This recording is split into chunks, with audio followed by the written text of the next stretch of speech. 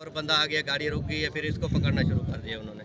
ये इसने भागने की कोशिश की है, फिर इसको उन्होंने फायर मार दिया। और मस्जिद वाले जो थे उन्होंने भी एक फायर लगाया, वो टांग में लगा था, वो चले गए।